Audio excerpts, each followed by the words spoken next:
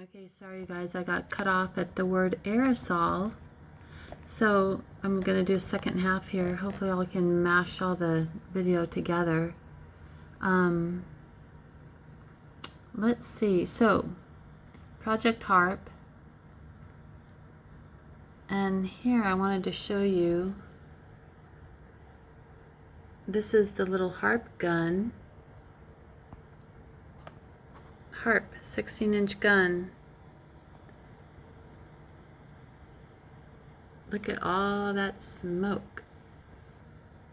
And Project HARP is short for Altitude Research Project. But here at this little EO Sharing Earth Observation Resources portal directory, HARP here equals Hyperangular Rainbow Polarimeter. Polarimeter. Let's see. So this is where I was earlier. Let's see. Hang on a sec.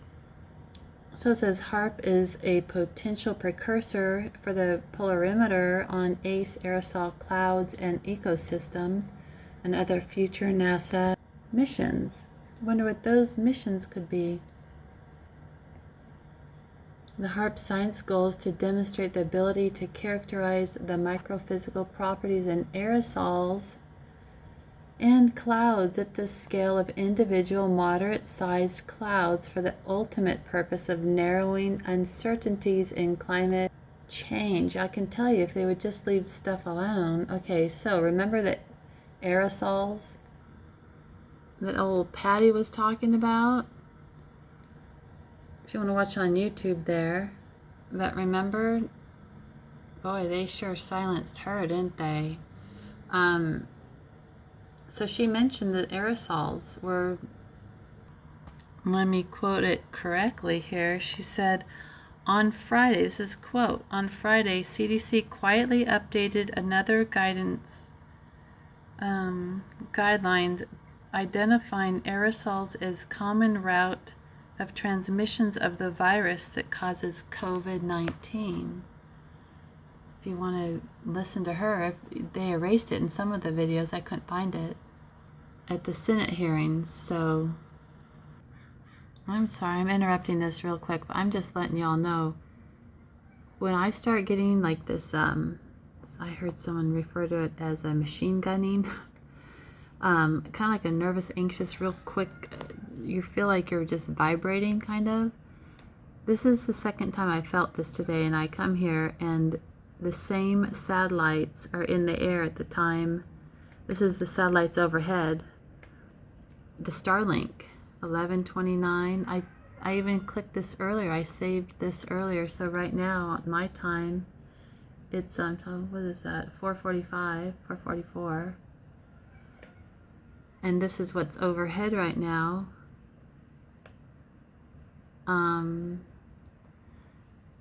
So the sky view from below, oriented south.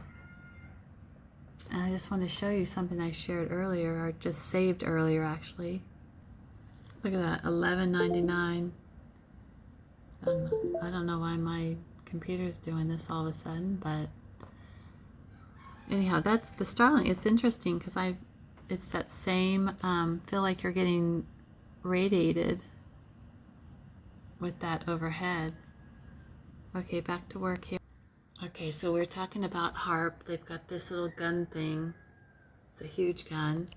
And I was interested to go to the Army Research Laboratory in the same Project HARP, the Wikipedia page. So we're looking at the testing. We're going to the High Altitude Research Facility. Could high altitude also be the sky? Who knows? But Barbados, St. Vincent, Grenada. And then it says, so were used to photograph the trimethyl aluminum trails released from the projectile during launch, which provided data and upper atmosphere wind velocities for different altitudes. So when they talk about the trimethyl aluminum, and we're going to go to the Dow material safety data, and they cover trimethyl aluminum, they call it, whatever. So here, I wanted to show you this real quick. Okay, so composition, it's liquid, colorless, and the odor is slight. And it says danger, pyrophoric, so it can ignite spontaneously when exposed to air and normal or slightly elevated temperatures. Smoke may contain various hydrocarbons and hazardous metallic oxides, reacts with water, causes skin burns, eyes, respiratory tract. Anyone been getting nosebleeds lately by any chance, where you've never had them before? Potential health effects will cause conjunctival, that's your eye, irritation, corneal damage, and may result in loss of vision. Inhalation may have following effects: severe irritation of nose, throat, respiratory tract. Higher concentrations may have following effects: severe irritation, nose, throat, respiratory tract, and possibly lung damage. Kind of like lung damage, like I can't breathe lung damage. So it deals with the eye and the respiratory system and the skin. Inhalation, remove from exposure. If there is difficulty in breathing, give oxygen. Firefighting measures, flashpoint, pyrophoric. Pyrophoric, do not use a wet chemical. You have to use dolomite or sand to put it out. The water won't work. So reacts violently with water, resulting in flammable vapors and metal oxides. You guys know what metal oxides are in the sky that we see? The Wabash materials that Boeing used during their weather manipulation. There's a patent on it. Boeing uses it. Metal oxides is one of the Wabash materials. Okay, I don't know if you guys remember, or any of you been around long enough watching any of my videos, when I did that interview with Fauci being interviewed by the JCI, Journal of Clinical Investigation. We kind of looked at that, conversations with giants in medicine. When I looked at that and looked at the anagram, it was corona injecting mist devices hasten IT win. So remember what the Patty said about the viruses being aerosoled? So could the corona injecting mist device that Patty spoke about? So this was mentioned in the HARP information. OSHA says it's corrosive, pyrophoric, and water reactive. That means you can't put out fires with it. I mean, with water, it won't be extinguished. Maybe that's why we're seeing so many fires lately. So remember, aerosols, suspension of fine solid particles of liquid droplets in air or another gas. Aerosols can be natural or man-made. See, so I don't know, maybe they're using these to ignite. At least in California, they're igniting it. Look at, okay, this is overhead right now, so look at all these satellites right here. Look at all the Starlinks. All those satellites. Look at Genesis. Remember, you guys, what I said about Genesis? C sign. Genesis, that's the anagram for Genesis, is C sign.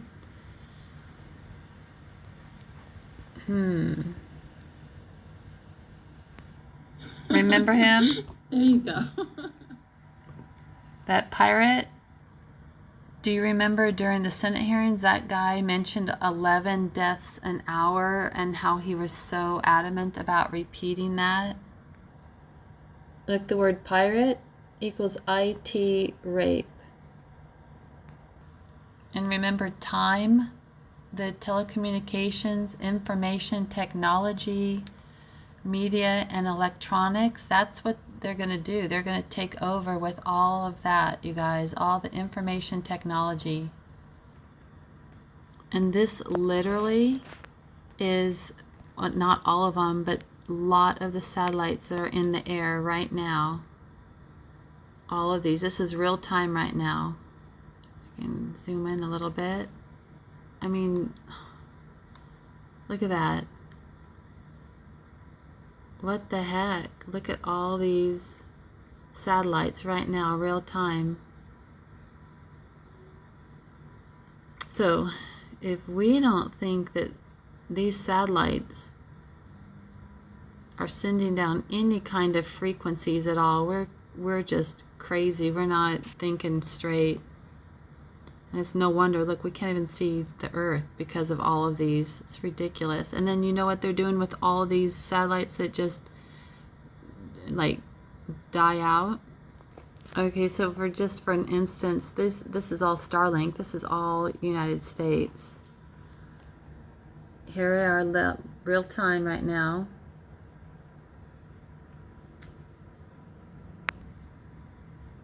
Real time. And I've got that itchy skin feeling that only happens when these things come overhead. See, here's Air Force owns this. It was launched Air Force, owner United States. Okay, and sorry for skipping around, you guys, but I just wanted to show you some of these things. So I'm sure a lot of you have already seen this, but look at, here's the NORAD. Let's see. Here are the names of some of the satellites. Look at these are all the decay. It's like the little graveyard, and I'm sure there's a lot more. But look at this. Look at all these that are decayed at once. So what's going on up there? All this decayed satellite. They're not going to pick them up, right? Oh, and that's just page 1.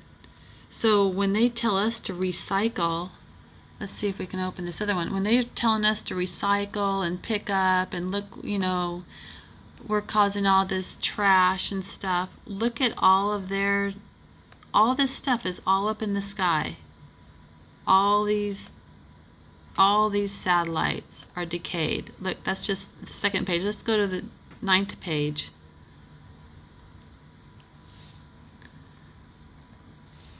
Look at this. Decayed. All of these, they're just up in the sky, floating around. So when they're bitching at us about, you know, not recycling our grocery bags or whatever, look at all the debris up there. Let's go to let's just jump over to page 12, see what happens there. All of these decayed. Isn't that crazy? Look, there's more pages of satellites being littered. And they want our little resilient cities. They want to keep our little smart cities and, you know, make sure we're not wasting anything or littering or... Look at the moon orbit. So let's go to page 20 of all these decayed satellites. 1966. I mean, look. Date ended 1966. If you don't think that they've had this stuff going for a long time, look at all these decayed. Oh, Earth landing. I bet they recycled that one. Page 24.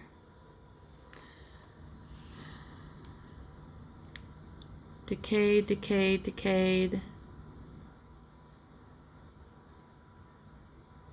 at that.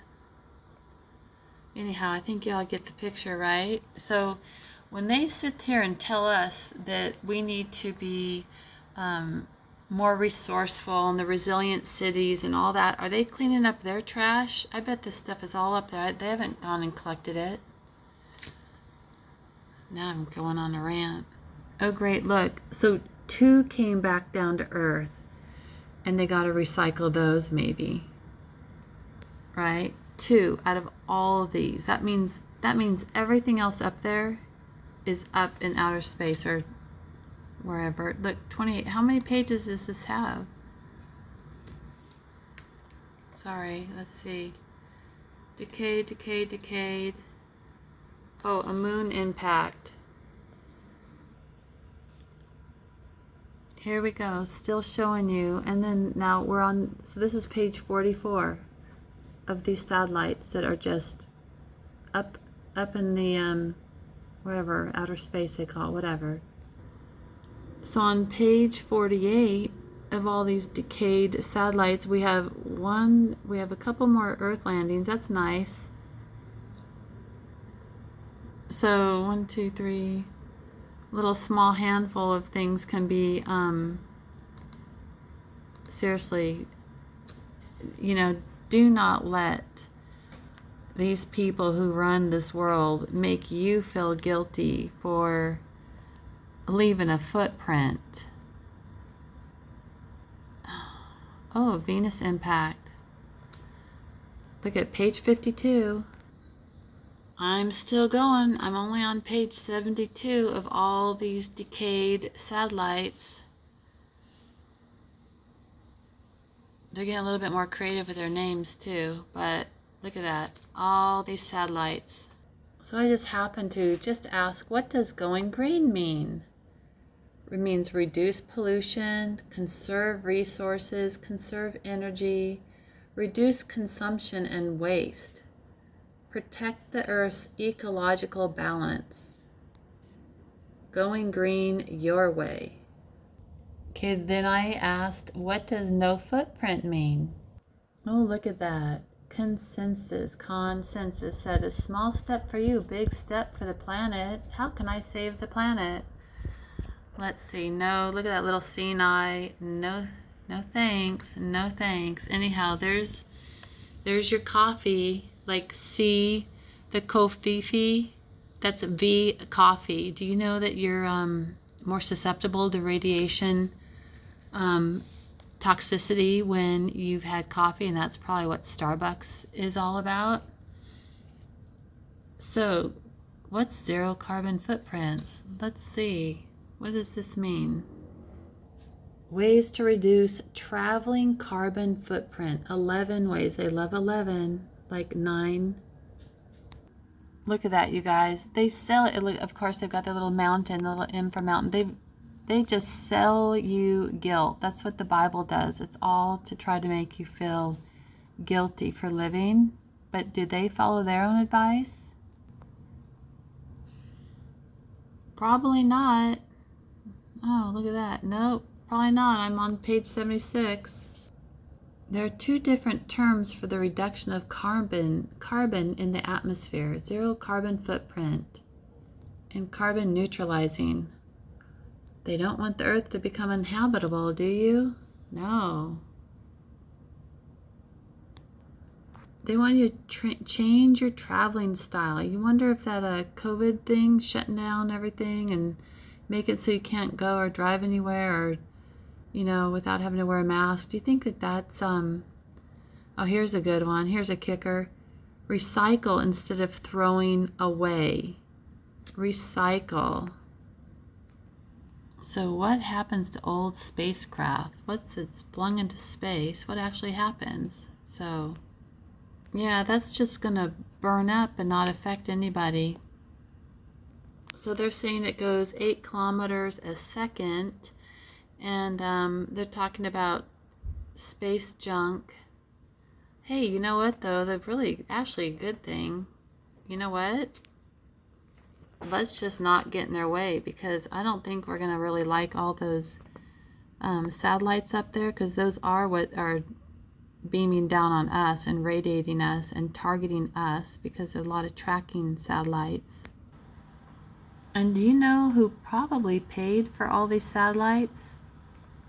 Probably the people. But anyhow, so look, I'm on page 192, still going. So when they tell you to recycle your bags and I mean, not that we shouldn't, but they kind of, oh look, a couple extra little varieties here. Anyhow, I think you all get the picture that we sure have a lot of debris up there. Here they are live. Crack sat. So here's the different types. So we're just going to let tracking and experimental, that would be probably on us. So these are, oh, I wonder if that's messing with people's minds. This is real time. This is the real-time satellite. Just for tracking and experimenting, that's all.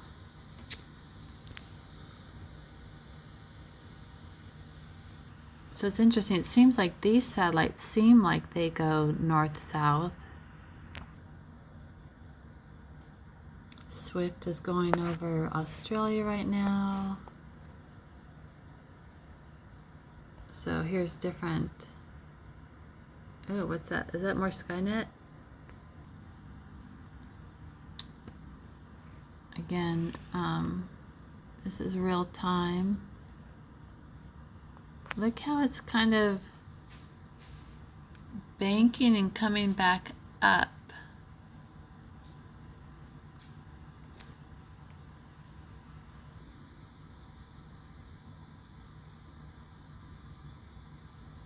So it's SATCOM sat right here. Let's see what it does.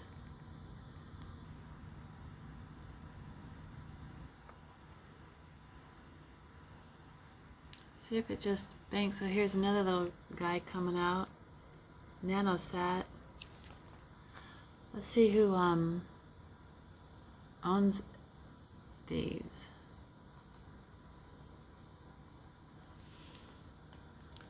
So here we go. Russia, experimental. Germany owns it. I wonder who they're experimenting on.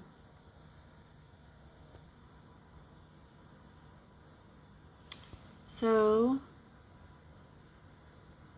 how come it doesn't come down here and just go around?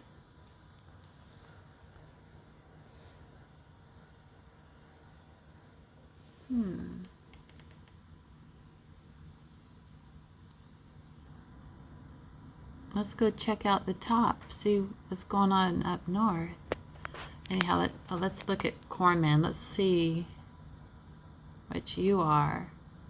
It was nothing. Now look up at the top.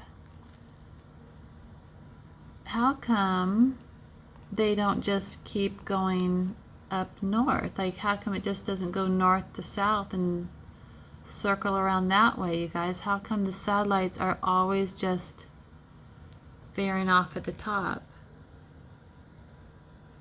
There's the harp right there.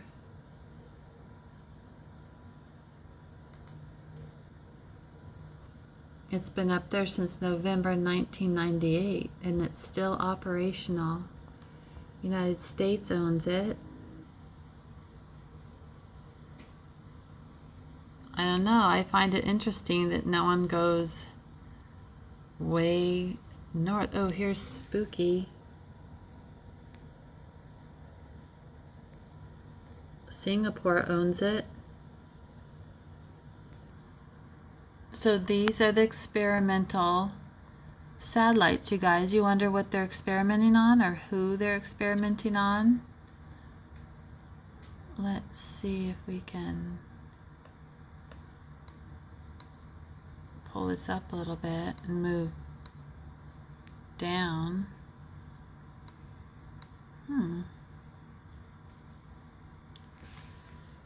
There's Corman.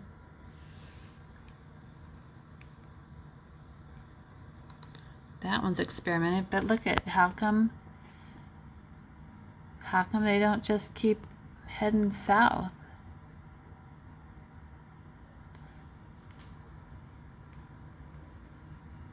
Anybody wonder why? We moved east a little bit.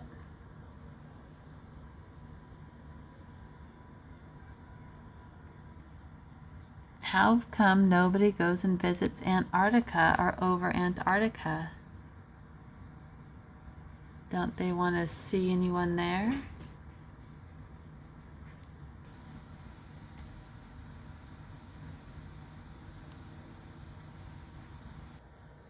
I looked at Red Eye and looked at the details there. Look at this, Pinot.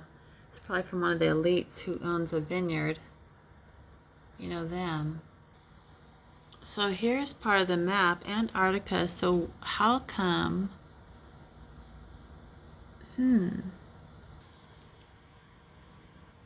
how come everyone like Spooky and Ravana, how come, and Crackset, how come they're not just heading north? How come they turn in?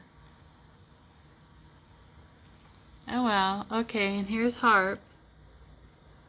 So, and Harp is doing that, I think they're doing this spraying. I think they're letting the Wabash materials that is used for weather modification and for making everything more flammable. Okay, so these are the experimental ones.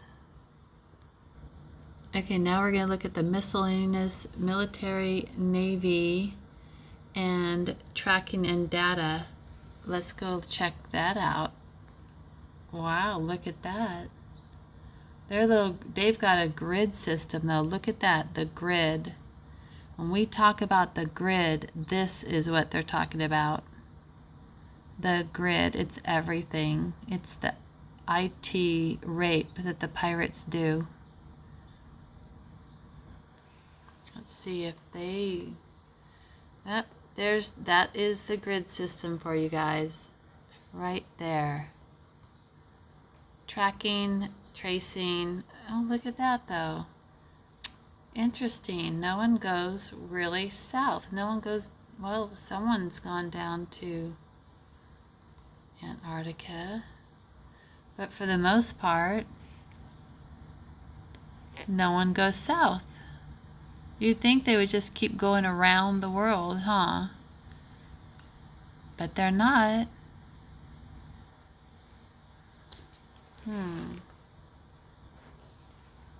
What good little soldiers. And look at that. Isn't that interesting? That the satellites only stay in the middle. They must have gone to kindergarten and don't go out of the lines. Anybody find that somewhat interesting?